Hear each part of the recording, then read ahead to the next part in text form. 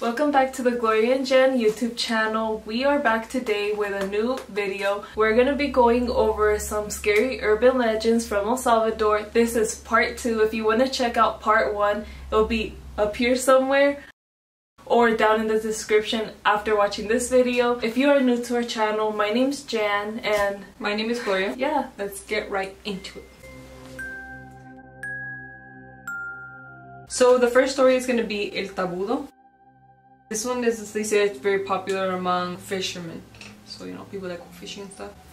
So, El Tabudo is also known as the man with big knees. According to the legend, he was once a wealthy fisherman who was one day taken by the sea and eventually reappeared as something more fish than men. So he appeared more as a fish than a man.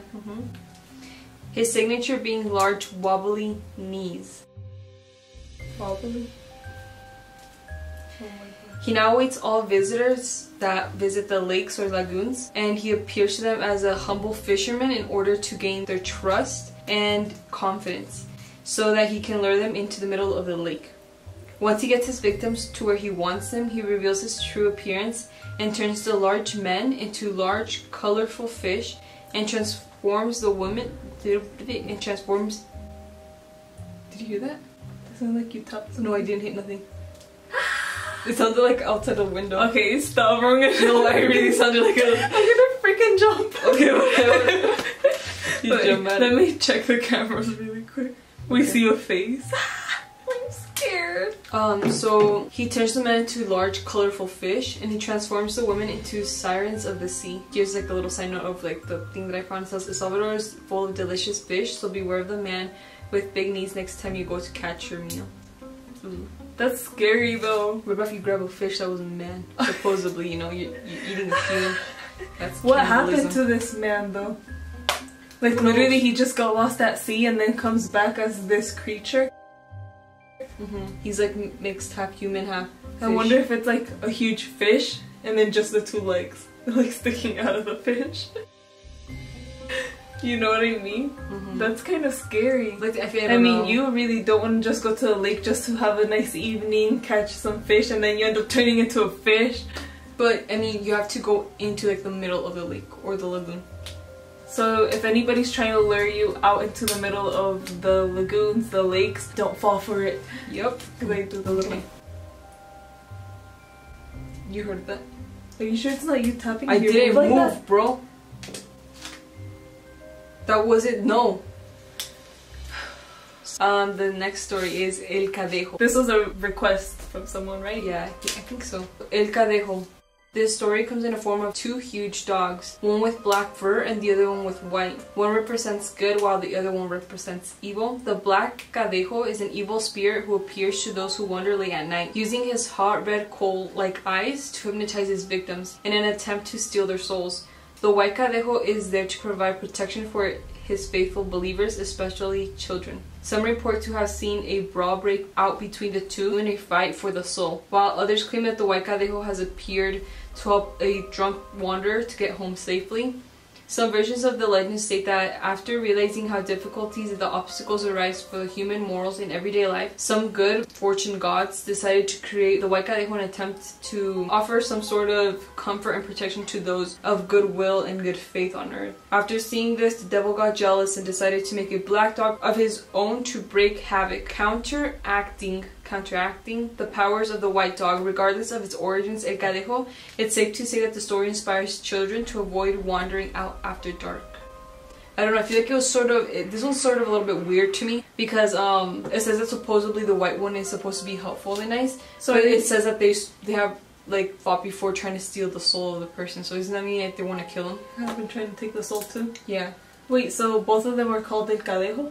Yeah, there's just a white one and a black one. In another story that I read, it says that the white one has blue eyes while the black one has red eyes. The third one is La Mano Peluda. This one, I could not really find any like a story to give me like a full... It's almost like El Cadejo, but it's more like less detailed. I remember hearing the story before. Like I feel like I heard it before, like the name, but I just can't remember what it was. Yeah, what it was about. La Mano Peluda.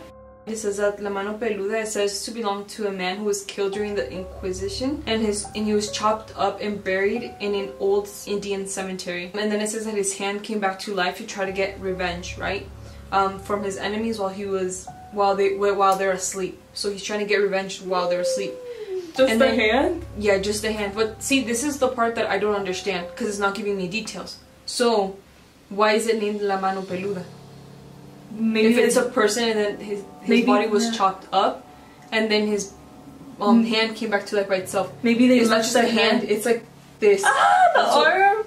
Not the arm, it like ends at your elbow, yeah. It's probably called that because he's probably a hairy man. And this story by itself, I don't think you can say that it originates from El Salvador, just because there's a lot of people that claim it's from Mexico, and then some people claim that it's from other places. So this is just like a Central America one. I'm not saying this is from El Salvador at all.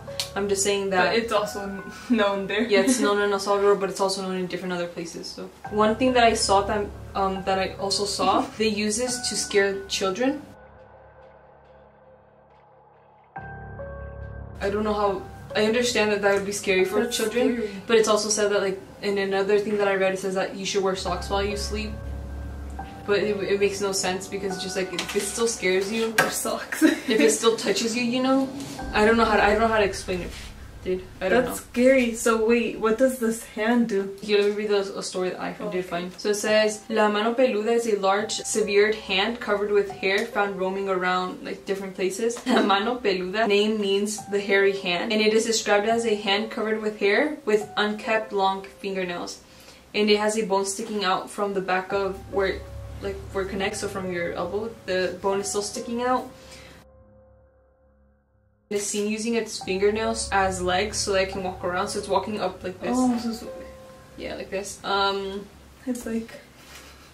The legend of La Mano Peluda is that its hand was of a man who got killed during the Spanish Inquisition, and he came back to life to seek revenge on the person who he killed. However, it makes its way into houses and tickles the feet of the people trying to figure out if they were the person who killed him. Okay, that's scary. Imagine you're sleeping, you feel fingernails touching your feet.